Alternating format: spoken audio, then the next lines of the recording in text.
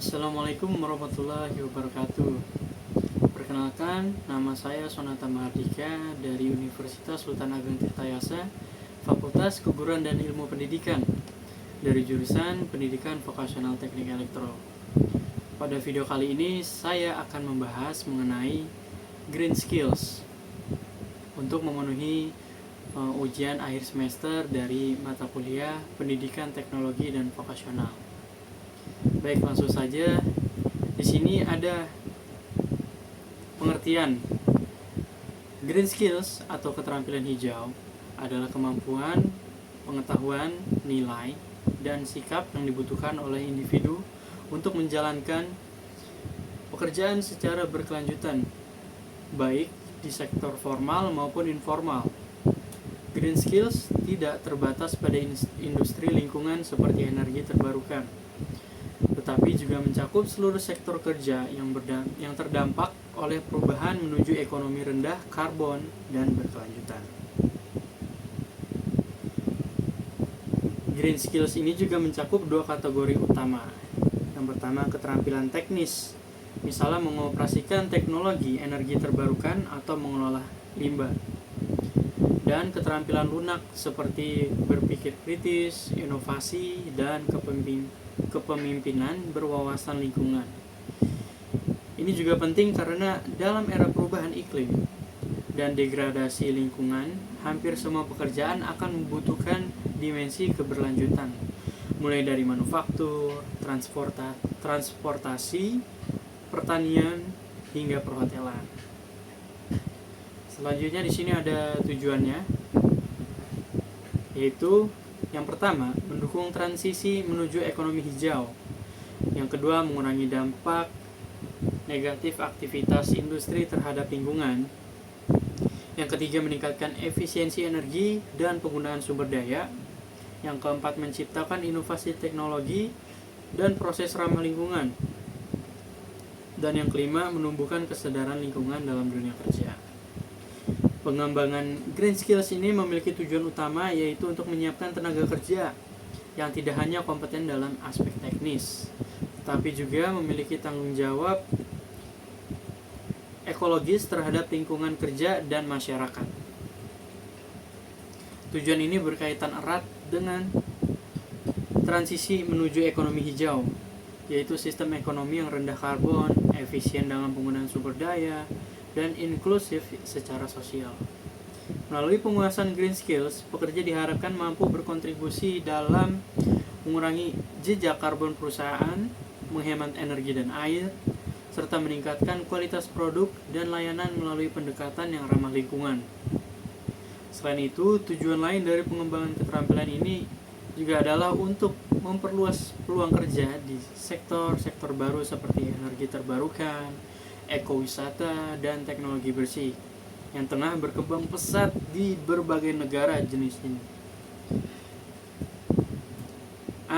Di sini selanjutnya ada jenis-jenis dari green skills ya. Yang pertama ada keterampilan teknis, dan yang kedua juga ada keterampilan non teknis atau soft skill. Nah, yang pertama yaitu keterampilan teknis, instalasi panel surya dan sistem energi terbarukan. Yang kedua, manajemen limbah dan daur ulang. Yang ketiga, teknologi pertanian berkelanjutan. Yang keempat, pengolahan air dan konservasi. Yang kelima, bangunan hijau dan efisiensi energi. Nah, yang kedua ada keterampilan non teknis atau soft skill. Contohnya yaitu adalah kesadaran lingkungan, kemampuan berpikir sistematik, dan yang ketiga inovasi hijau, keempat kepemimpinan berkelanjutan, dan yang kelima komunikasi tentang isu lingkungan. Keterampilan non teknis atau soft skill ini juga memainkan peran yang tidak kalah penting. Ini termasuk kemampuan berpikir kritis terhadap isu lingkungan seperti poin nomor 1, dan bekerja secara kolaboratif dalam tim lintas disiplin.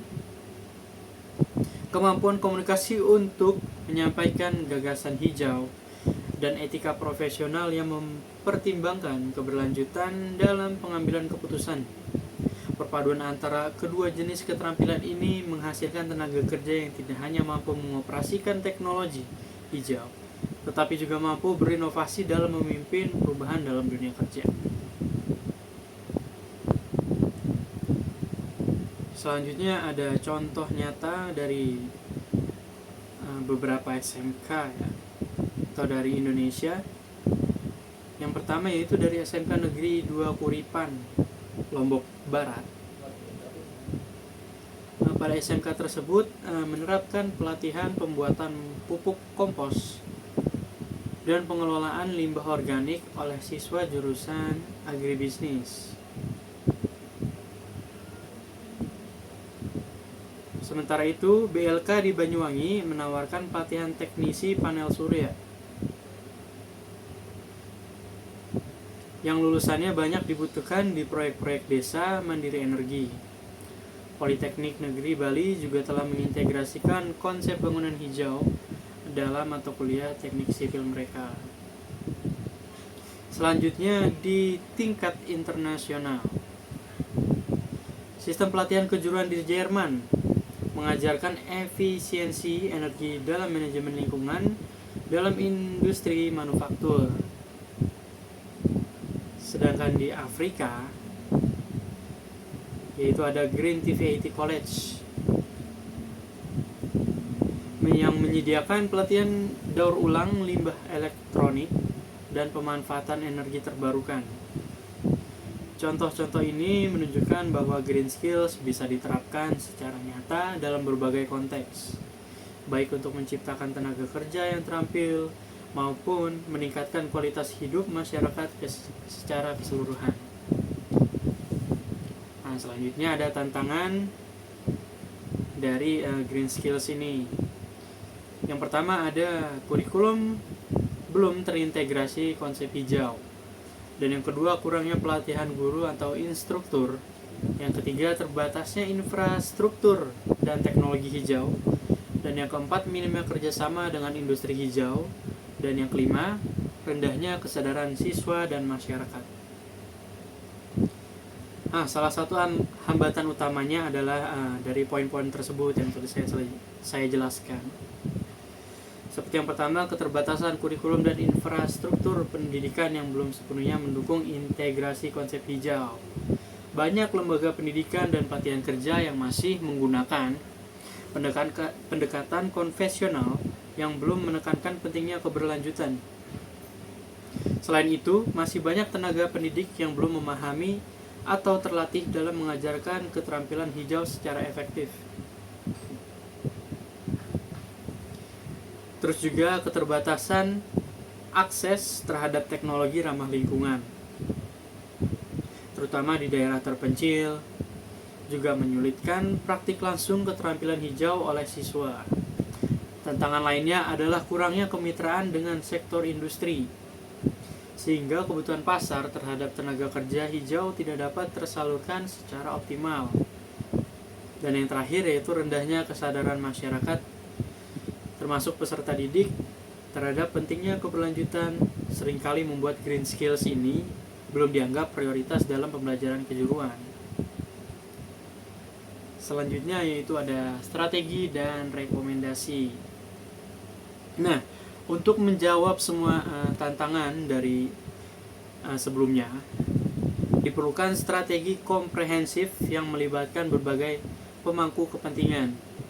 Salah satunya langkah awal yang penting adalah revisi kurikulum pendidikan vokasi dengan mengintegrasikan tema-tema keberlanjutan secara eksplisit dalam mata pelajaran. Selain itu, pelatihan dan peningkatan kapasitas guru dan instruktur harus menjadi prioritas agar mereka mampu menyampaikan materi hijau dengan metode yang inovatif dan aplikatif.